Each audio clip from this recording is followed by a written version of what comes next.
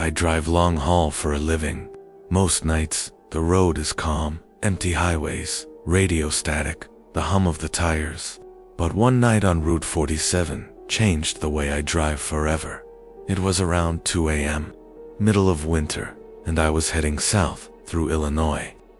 The snow had stopped, but fog hung low over the road, cutting visibility down to about 50 feet.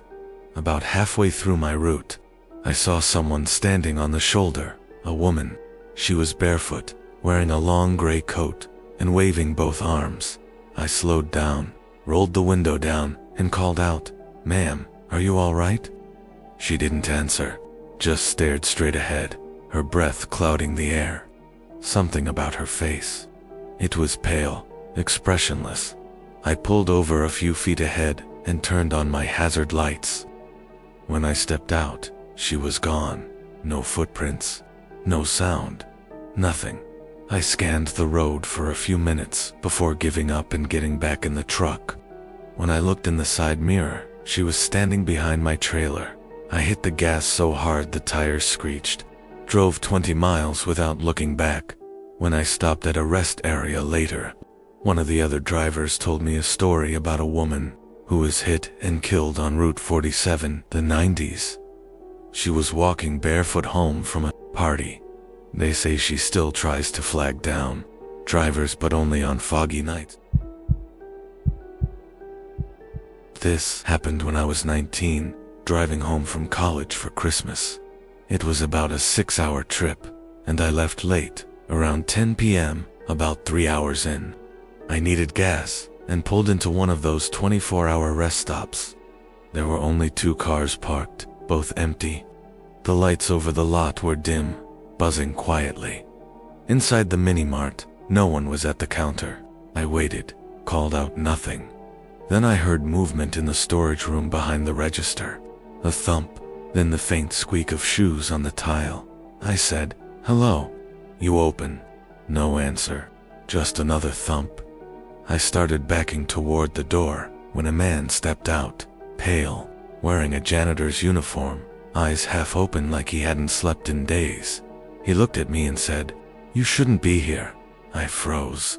He pointed toward the back and said, "They haven't left yet." Before I could ask what he meant, he walked right past me and out the door. I turned to look at where he'd come from. The storage door was wide open now. Inside, there were 3 folding chairs, a lit lantern, and a pile of blankets shaped like someone was lying under them. I bolted to my car and drove until sunrise. The weird part, when I reported it later, police said that rest stop had been closed for over a year due to a double homicide in the same building. I was driving home from a night shift at around 2 a.m., taking the old highway outside town, a stretch locals call the Black Mile. It's isolated, with no lights for 10 miles straight. About halfway through, a black SUV pulled up behind me, high beams on, tailgating hard. I changed lanes. It followed. I slowed down. It slowed down. Then its headlights started flashing. 3 quick bursts, almost like a signal. I grabbed my phone to call 911, but there was no signal out there. After about 5 minutes of this, I decided to take the next exit, a sharp right turn toward a gas station. But when I turned, the SUV didn't. It sped straight ahead and disappeared into the dark. When I got to the gas station, the clerk asked if I was okay, said I looked pale. I told him about the SUV.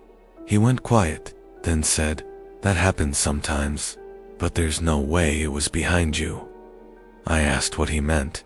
He pointed to a corkboard by the register, photos of wrecks from the same highway. One of them showed a black SUV flipped over in a ditch, completely burned out.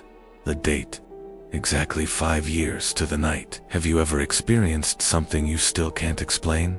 Tell me in the comments.